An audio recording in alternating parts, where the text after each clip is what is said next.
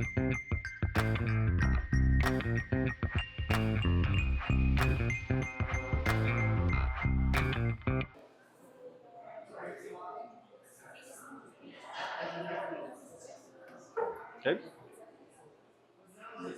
Olá pessoal, seja bem-vindo de volta aqui a mais um episódio do Aviscast. Estou aqui com o Felipe Bretas, médico veterinário comportamental, que palestrou aqui no evento sobre comportamento, saúde e bem-estar das aves. Felipe, seja bem-vindo aqui, obrigado por aceitar bater esse papo com a gente. Obrigado, Fernando, satisfação estar aqui com vocês.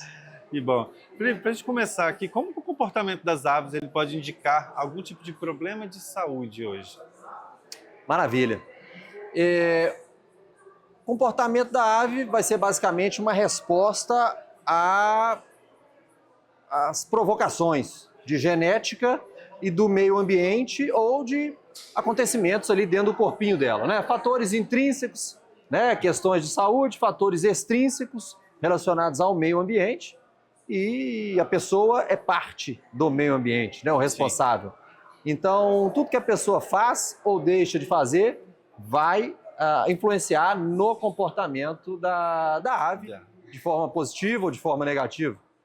Perfeito. E o enriquecimento ambiental hoje, ele pode melhorar também a saúde da ave? Ele é um tipo de saúde preventiva, por exemplo? Ele vai evitar problemas de saúde?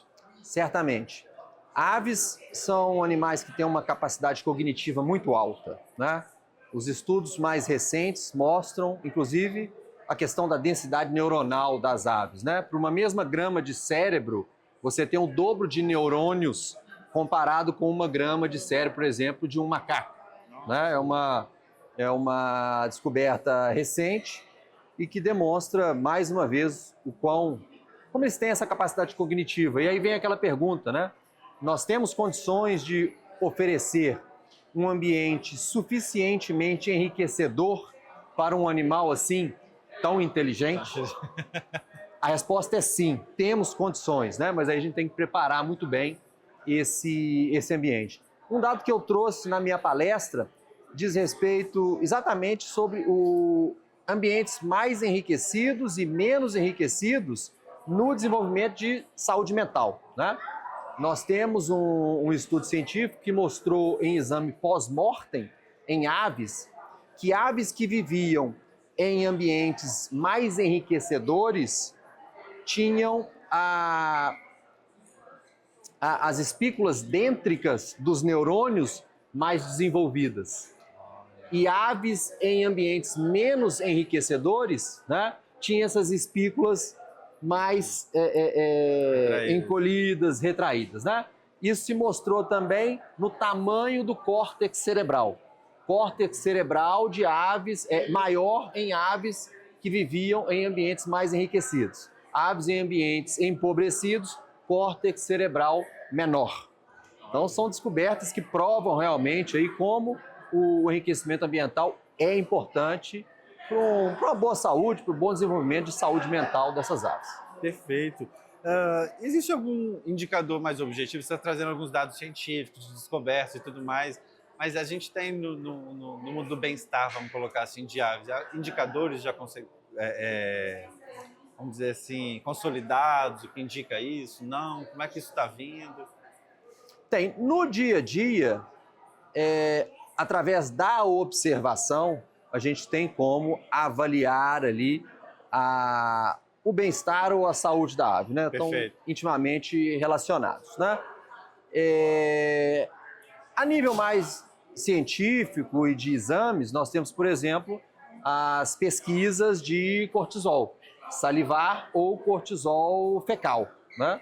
No caso de cortisol fecal, é um dado mais interessante porque não é nada invasivo, né? Ela produziu aquela excreta ali, você vai lá, recolheu aquela excreta da ave, mandou para o laboratório, você não precisou nem de chegar perto da ave, não incomodou, e dá ali o nível de cortisol fecal, né? Sim. E os exames mostram, pesquisa feita por brasileiro, né?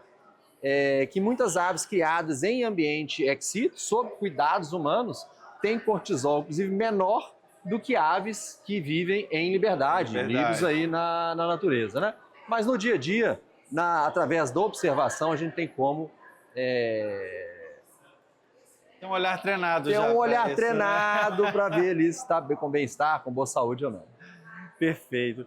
E como evitar essa... A gente sabe que hoje os nossos pets, as aves e tudo mais, faz parte do que a gente chama até de famílias multiespécie e tudo mais, como se fala. Como que a gente evitar essa humanização, às vezes, excessiva, sem descuidar do afeto? Eu posso ter muito afeto, posso ter muito carinho, principalmente o citacídeo, né, que é muito interativo, Isso. mas sem humanizar muito, sem projetar muito a coisa de maneira... É roupinha, é perfume, é um adereçozinho que pendurar. Como isso pode fazer mal também para uma ave? Na academia, a gente até aprende que um pouco de humanização leva à empatia, ao carinho, né? E aí tudo Sim. bem. Mas essa humanização em excesso vai trazer prejuízo de saúde para a ave, né? Roupinhas, tratar o animal como um bebezinho, ou fazer comparações, por exemplo, com o cachorrinho, coisa que vocês fazem com o seu cachorrinho, e você quer trazer aquele tipo de relação que você tem com o seu cachorrinho e fazer a mesma coisa com a ave, né? Então, para início de conversa, tratar o indivíduo como um indivíduo daquela espécie, né? Respeitar a biologia. É ave, respeitar a biologia daquela espécie, né? Perfeito. E entender quais são as demandas da espécie, e aí você se adequa às demandas daquela espécie, e não adequar a espécie ou o indivíduo às suas necessidades, seus desejos. Perfeito, perfeito. E a rotina ela é importante para essas aves, assim, no caso, ou mudar a rotina faz parte do enriquecimento e tudo mais, ou não? Pode estressar mais. Para a saúde olhando dessa ótica da saúde comportamental, né? É importante para as aves rotina? Eu diria que é um mix. Em alguns aspectos, a rotina ela é importante. Por exemplo, na rotina alimentar, né? Disponibilizar o alimento logo cedo pela manhã, no primeiro horário, ou o mais cedo possível, né? Então, colocar o alimento ali logo cedo é uma rotina e que traz benefícios, né? Por outro lado, se você tem a possibilidade de criar essa ave em um viveiro grande, num espaço como esse, né, de 3x3, 4x4, 5x5, né, a rotina dela vai ser muito variável. Se esse viveiro está num ambiente externo, num quintal, numa varanda, né, todo dia ela vai estar recebendo estímulos diferentes daquele meio, né? São animais que passam, nuvem que está de um jeito, outro dia está mais quente, mais frio, ou tem uma brisa, ou tem uma chuva, né? Tudo isso é saudável e enriquece a vida da ave. Então, o meio ele vai estar se alterando a todo momento e dia após dia, e isso enriquece, porque traz estímulos diferentes para a cabeça da ave. Perfeito. Então é um mix, né? Perfeito. Tem algum comportamento de alerta o responsável pode observar em casa, que ele fala, esse comportamento não é muito saudável, preciso procurar um veterinário? Tem. Muito se diz que sobre as mortes súbitas, né? A ave não tinha nada, eu cheguei de manhã, ela estava morta, né? Sim. 99% dos casos, ela tinha sim sinais. É a gente que não foi capaz de reconhecer esses sinais. E muitas vezes esses sinais são difíceis mesmo para um veterinário experiente, muitas vezes é difícil reconhecer esses sinais, né? A gente sabe que a ave arrepiadinha, né? Ela está economizando energia, aquelas plumagem arrepiada, descansando, colocando a cabecinha por sobre as costas para descansar, né? É um outro sinal de economização de energia, né? Então são sinais de alerta. A ave no fundo da gaiola, quietinha, arrepiada, é um outro sinal de alerta. Uma ave que não aceita o alimento, né? Então assim, se você coloca alimento todo dia de manhã e ela vai prontamente comer aquele alimento, um dia que ela não comeu, ou que ela não foi no alimento, opa, acende a luzinha. Aspecto das excretas também é um alerta, mas no caso das excretas eu gosto de acompanhar uma sequência de excretas e não uma individual. Porque uma individual pode ter ali uma situação de estresse pontual. Perfeito, Né? perfeito. E aí ela teve uma diarreia pontual. Ok, tá diferente. Vamos ver como serão as próximas. Perfeito. Né? Então são alguns sinais interessantes aí de se observar. Legal, legal, legal. E para a gente fechando, o manejo, ele influencia diretamente no desenvolvimento cognitivo, a forma como você trata todos os dias e tal? Tem coisas que podem ser inseridas ali para desenvolver mais a capacidade cognitiva dessas aves? Certamente. Como animais com alta capacidade cognitiva, nós precisamos prover estímulos suficientes para atender esse cérebro super desenvolvido, né? E aí, estímulos providos pelo meio, sem muita intervenção da pessoa, né? De novo, o viveiro em área externa, ou um viveiro ou uma gaiola no apartamento ou numa casa de frente a uma janela.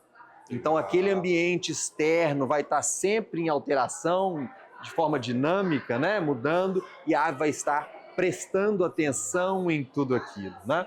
Na minha palestra eu coloquei um slide sobre o quarto branco, né? Uma situação que acontece em muitas famílias. Comprei uma ave, coloquei num quarto, paredes brancas por todo lado, sem enriquecimento, né? Coitada dessa ave, né? Vai ter ali uma saúde mental bastante debilitada, Sim. O que vai levar a problemas de saúde, né? Nesse caso, o mais comum são os arrancamentos de pena, vocalização, né? Que a ave ela se desequilibra emocionalmente, Sim. né? E você pode contribuir com isso oferecendo brinquedos, Sim. De madeira, gosto sempre de falar de madeira, produtos naturais, né? Cordas de sisal, que são naturais, para ela escalar, para ela subir, para ela descer. O próprio voo também pode Sim. ser realizado indoor, uma atividade física, ganha saúde, ganha condicionamento físico, né? Dentro de casa mesmo, vou para cá, vou para lá, vou para cá, vou para lá. Você pode fazer uma vez por dia, 2 vezes por dia, essas sessões de academia da ave, né? E com o treinamento adequado, pode mesmo voar do lado de fora. Perfeito. Mas aí com muito treinamento e ver se você tem esse perfil também, né? Porque para não ter perigo da ave voar, fugir, você perder sua ave, né? Então Perfeito. esses cuidados. Perfeito. Dicas excelentes aqui. Felipe, muito obrigado pelo bate-papo, todas essas dicas aqui com a gente, hein? Maravilha, Fernando. Valeu, um abraço. Pessoal, e acompanha aí. Olha a playlist, tem muito mais conteúdo aqui também. E até o próximo episódio.